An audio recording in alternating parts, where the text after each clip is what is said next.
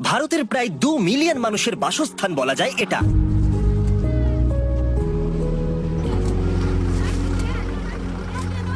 সারা দেশের অনেকগুলো ডাম্প সাইটের মধ্যে এটা একটা, যেখানে মানুষদের আবর্জনার পাহাড়ের মধ্যে অনেকটা সময় কাটাতে হয়, যেখানে থাকে প্রায় ধারালো বস্তু, বিষাক্ত বর্জ্য পদার্থ, যেগুলো প্রায়শই মারাত্মক রোগের কারণ হয়ে দাঁড়ায়। প্রতিদিন মাত্র $3 রোজগার করার জন্য। যেহেতু এটা বিশ্বের সর্বাধিক জনসংখ্যার দেশ, তাই ভারতে প্রতি বছর প্রায় 1.3 বিলিয়ন পাউন্ডের আবর্জনার উৎপত্তি হয়। ধনী এবং দরিদ্রের মধ্যে ক্রমশ বেড়ে চলা সম্পদের পার্থক্যের জন্য লক্ষ লক্ষ মানুষ এই সমস্ত আবর্জনা বিক্রি করে তাদের জীবিকা নির্বাহ করতে বাধ্য হয়, আর তারা এই জীবনযাত্রার মধ্যেই আটকে পড়ে রয়েছে। এটা সত্যিই হতাশাজনক। এই প্রজেক্টটা যখন আমরা নিয়েছিলাম তখনই আমরা জানতাম এটি কঠিন হতে চলেছে, কিন্তু আমার কোনো ধারণাই ছিল না যে এটি কতটা হৃদয় বিদারক হতে চলেছে এবং যে আমরা সরাসরি দেখেছি। আমি সত্যি বলতে এরকমটা আগে কখনো দেখিনি। একজন বাবা হিসেবে কারোর সন্তানকে এরকম একটা পরিস্থিতিতে কাজ করতে দেখে সত্যিই খুব কষ্ট হচ্ছে, আর আমি সত্যিই জানি না আমি এটাকে কিভাবে বলে বোঝাবো। এটা ঠিক না। একজন মানুষ হিসেবে আমরা এদেরকে এই ধরনের কাজ করা থেকে আটকাতে পারি এবং ভালো কিছু করতে পারি। কিন্তু আবর্জনার স্তূপ এখানে একমাত্র সমস্যা নয়। জনসংখ্যার একটা বড় অংশ শহরের এই সমস্ত বস্তিতে বাস করে। এখানকার দারিদ্র্য এবং জীবনযাত্রার অবস্থা অত্যন্ত কঠোর। মানুষকে বাধ্য হতে হয়েছে রেল লাইনের পাশে তাদের বাড়ি তৈরি করে জীবন কাটাতে। আমরা এইমাত্র একজন মহিলার সাথে দেখা করেছি, বাহার যান, যে শীতকালে কুয়াশার জন্য ট্রেনে ধাক্কা খেয়ে তার দুটো পাই হারিয়েছে। সত্যি কথা বলছি, এই ভিডিওটা করতে গিয়ে আমরা সব থেকে বেশি মানসিক কষ্ট অনুভব করেছি। আর যখন এই সমস্যার সমাধান করা অসম্ভব বলে মনে হচ্ছিল, তখন একটা অর্গানাইজেশন সাহায্যের জন্য এগিয়ে এলো। এ হলো শাফকাত। ভারতের মতো দেশে দরিদ্রদের সাথে যেভাবে আচরণ করা হয়, মনে হয় যেন তারা সমাজের কোনো অংশই নয়। তারা ময়লা আবর্জনা নিয়ে কাজ করে বলে মানুষ তাদের ময়লা আবর্জনাই মনে করে। শাফকাত হলো তিলজলা শেডের ম্যানেজিং ডিরেক্টর। এই অর্গানাইজেশন শুরু হয়েছিল আজ থেকে 36 বছর আগে তার বাবা আলমগীরের হাত ধরে, যিনি বহু বছর ধরে আবর্জনা কুড়ানোর কাজ করতেন বস্তিতে।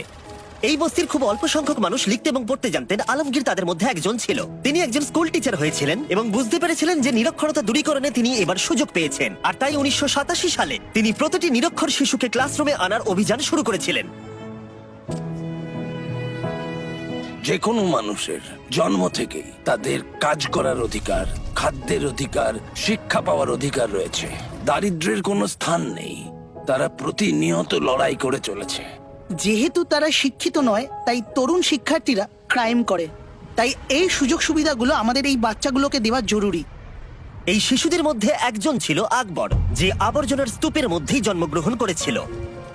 একটু বড় হতেই সে মা বাবার সাথে আবর্জনা কুড়ানো শুরু করতে বাধ্য হলো, শুধুমাত্র বেঁচে থাকার রসদ জোগাড় করতে। তার মানে এমন একটা জীবন যেখানে কোনো শিক্ষা নেই, কোনো সুরক্ষা নেই, এবং সব থেকে দুঃখের বিষয়, উজ্জ্বল ভবিষ্যতের কোনো সম্ভাবনা নেই।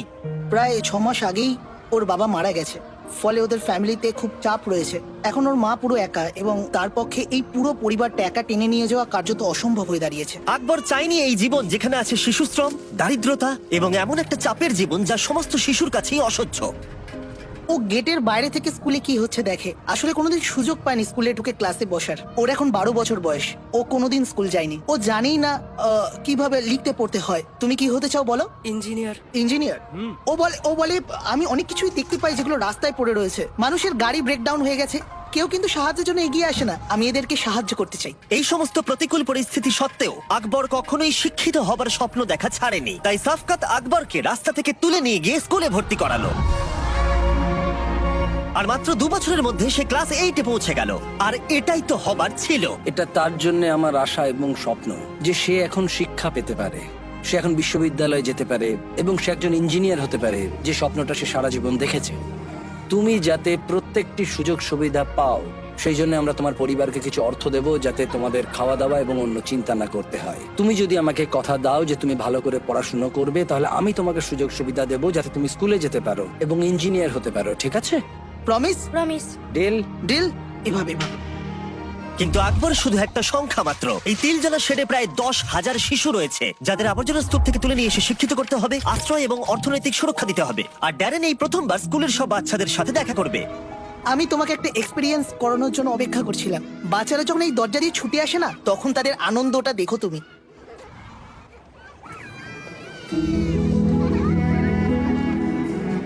শেড 20,000 শিশুকে উন্নত জীবনের পথে নিয়ে গেছে।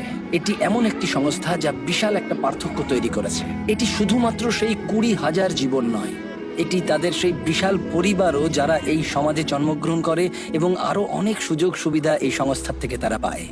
আপনি যখন একটা স্কুলের দরজা খুলবেন জানবেন জেলের দরজা বন্ধ করছেন।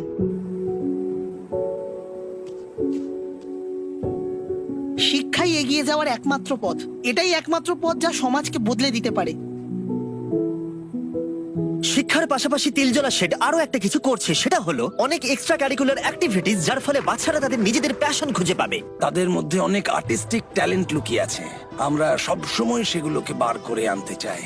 আমাদের এখানে স্পোর্টস ক্লাস হয়, টাইকোন্ডো ক্লাস হয়, আমরা এখানে কম্পিউটার শেখানো শুরু করেছি, গিটার ক্লাস হয়, পিয়ানো ক্লাস হয় এবং আরো অনেক কিছু হয়।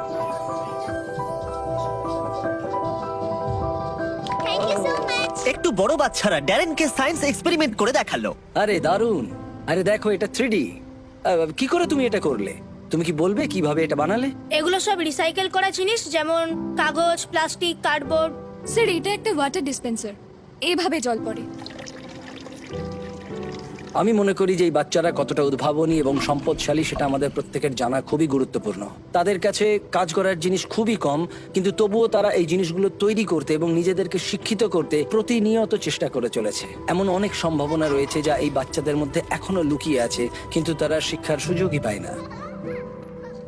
এভাবে তিলজলা শেড তাদের সম্প্রদায়ের মধ্যে বড় প্রভাব ফেলা সত্ত্বেও এই সমস্যা একার পক্ষে সমাধান করা খুবই কঠিন। এই সম্প্রদায়ের অনেক কিছু প্রয়োজন, তার জন্য তারা লড়াই করে চলেছে। আমরা আমাদের কাজের পরিধি আরো বাড়াতে চাই, কিন্তু তার জন্য আমাদের মতো অর্গানাইজেশনগুলোর অনেক সমস্যা রয়েছে। আমরা ঠিকঠাক রিসোর্স পাই না।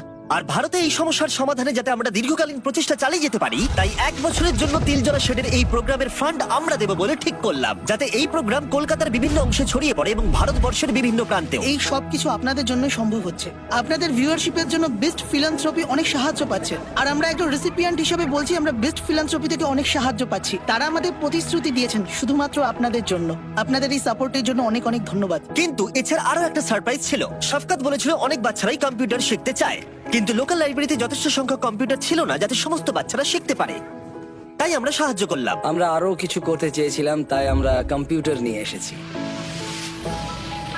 কঠিন দিন থাকবে, চ্যালেঞ্জও থাকবে, কিন্তু একজন সমাজকর্মীর কাজ হলো একটা স্ট্র্যাটেজি খুঁজে বার করা যাতে এই অসুবিধাগুলো থেকে মুক্তি পাওয়া যায়। এতে যে অসুবিধাই আসুক না কেন, আমরা সেগুলো জয় করতে পারি। কিন্তু এখানেই শেষ নয়। শফকাত ড্যারেনকে মহেশ আর অধীরের সাথে দেখা করালো, দুই ভাই যারা আবর্জনা কুড়ানোর কাজ করে আসছে তাদের 13 বছর বয়স থেকে। তারা খুব ভোরবেলায় কাজ শুরু করে দেয় আর 12-13 ঘন্টা কাজ করে, এবং তাদের পরিবার অনেক বড়। এই যে কাজগুলো দেখছেন এইগুলোই আমরা করি, আর এই করেই বাচ্চাদের সরকারি স্কুলে পড়াই, আর এইসব করেই সংসার চলে। মহেশ ড্যারেনকে বলল যে তাকে প্রতিদিন ঘন্টার পর ঘন্টা আবর্জনা বইতে হয় এবং সে তার বাচ্চাদেরকে স্কুলে পাঠাতে চায়, এবং এই স্বপ্ন নিয়েই সে বেঁচে আছে। $5-6 একটা পরিবার চালানো খুবই কঠিন ব্যাপার, কারণ এটা অনেক কম টাকা। মহেশ তারপর ড্যারেনকে তার বাড়ি দেখাতে নিয়ে গেল এবং দেখালো তাদের প্রাত্যহিক লড়াই কতটা কঠিন। এখানে অসহনীয় গরম, এবং এটা গ্রীষ্মের সেই উষ্ণতম সময়ও নয়। আসলে এখন শীতের শেষ, কিন্তু এর মধ্যেই এখানে গরম পড়ে গেছে।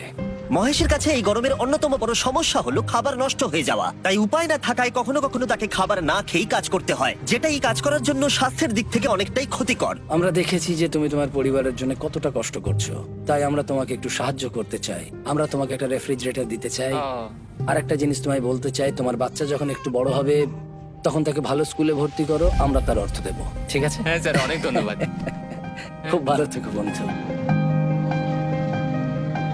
যখন বিস্ট ফিলান্থ্রপি প্রথম ডোনেশন নেওয়া শুরু করেছিল, তখন আমরা কোনো ইন্টারন্যাশনাল প্রজেক্ট করিনি এবং আমরা এটা অ্যানাউন্সও করিনি যে আমরা এরকম একটা করতে যাচ্ছি। কিন্তু প্রথম সপ্তাহে যে দেশটি সব থেকে বেশি ডোনেশন দিয়েছিল বিস্ট ফিলান্থ্রপিকে, সেটি হলো ইন্ডিয়া। এটি ভারতীয় জনগণের অসাধারণ উদারতা এবং মানবতার প্রদর্শন করে, এবং তখন থেকেই বিস্ট ফিলান্থ্রপির সাথে এখানে আসা এবং তারা আমাদের প্রতি যে অসাধারণ উদারতা দেখিয়েছে তার প্রতিদান দেওয়া আমার কাছে অগ্রাধিকার পেয়ে এসেছে।